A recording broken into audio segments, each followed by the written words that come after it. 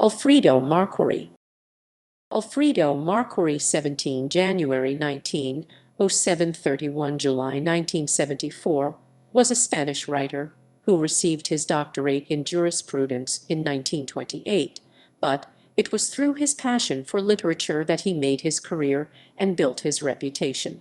During his lifetime, he was particularly well known and in some quarters feared as an influential theater critic. The middle and later parts of his career coincided with the decades of Spain's one-party dictatorship, during which time he was a well-networked member of the country's literary establishment. Born into a military family, his political instincts were conservative, but sources insist that his literary journalism was frequently comedic and generally unencumbered by overtly Francoist bias. His contributions to literary commentary criticism featured not just in newspapers, but also on the broadcast media. In addition, Marquerie's output included stage dramas, approximately 50 books, including volumes of his poetry, essays, and short stories. There were also approximately 10 novels and at least 2 biographies. Biography. Provenance and early years. Alfredo Marquerie Mampin was born at Mahon on the island of Menorca. His father, also called Alfredo Marquerie, was a soldier by profession, but also a sculptor and the director of a regional newspaper, El Alcázar de Segovia, and it was in Segovia that he spent his childhood. The elder Alfredo Marquerie was a literature lover who organized stage dramas, bullfights, and circus performances on an amateur basis. It was from the experiences of his father's shows that the son acquired his own love of show business. However, Marquerie was only 14 when his father was killed in action in Morocco, while fighting in the battle identified in Spanish sources as the disaster of Annual. At Segovia, he attended the prestigious IES Mariano Quintanilla Secondary School, where his teachers included the popular poet Antonio Machado, who became something of a mentor. Marquerie would later recall Machado with affection as having been very fond of wine and even, on occasion, a little bit drunk. In 1922, soon after his father had been killed, Marquerie started to contribute poems he had written to literary journals such as Alfer, Mediodia, Manantial, Parabola, Mesete, and, above all, Papel de Vassar. In 1926, he was one of a number of relatively young men who accepted an editorial position with Carlos Martin's recently launched Heraldo Segoviano regional newspaper. Literature, the vocation. He also found time to study successfully for a university-level degree and a doctorate in jurisprudence, which led in 1930 to a professorial appointment at the Universidad Popular Segoviana. The career as a law professor was very brief, however. Marquerie's primary vocation always drew him back to literature.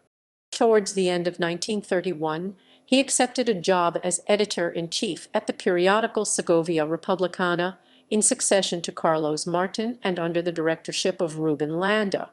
At around this time, he was placed second in a competitive exam for a senior local government administrative job, Secretarios de Administración Local, in the Segovia region. But his ambition to progress his career in journalism took him instead to Madrid, where in 1932 he took an editorial position with the at this time increasingly right-wing evening newspaper. He would remain an influential member of the paper's editorial team through most of the rest of the decade. After 1940, he remained engaged in newspaper journalism, but his contributions now concentrated on theater criticism. Politics, politics, politics.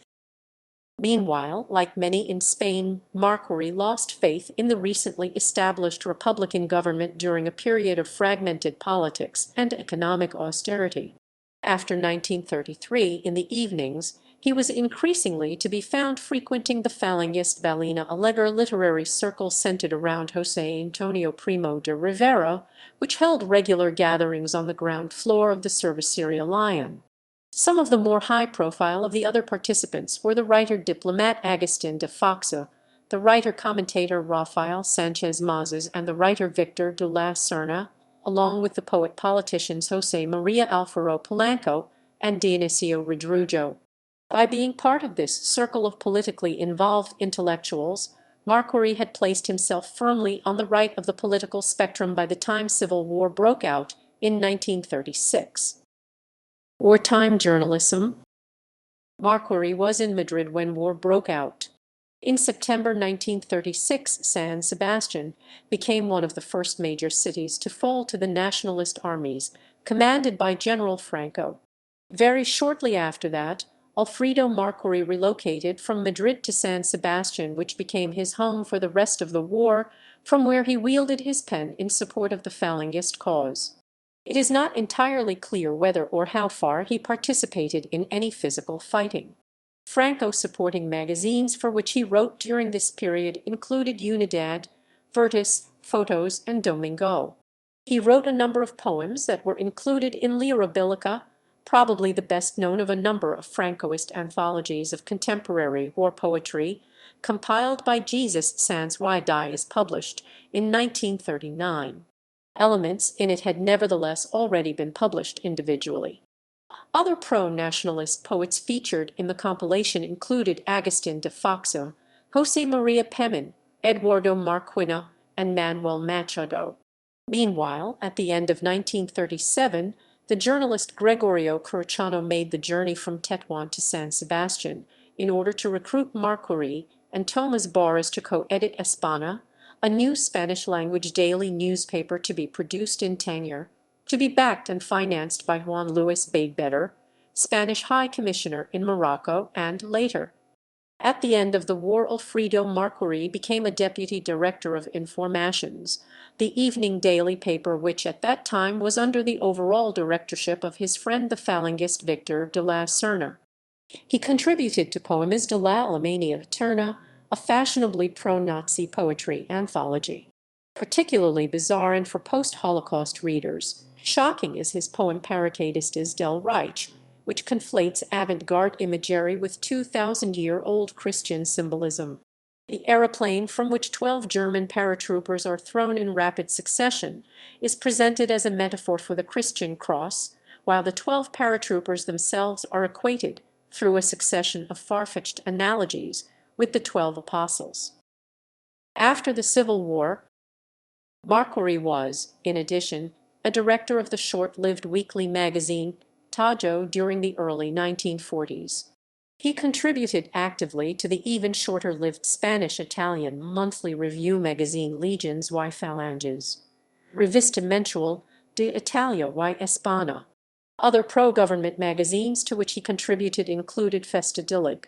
Increasingly, through his journalism, Marquerie became a well-known figure beyond the circle of Francoist intellectuals.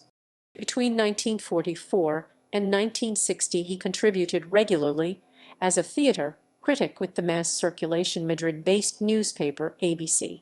He also provided theater criticism after 1956 to viewer of the TVE National Television Service, and then, between 1964 and 1973, for the Francoist mass circulation evening paper Pueblo.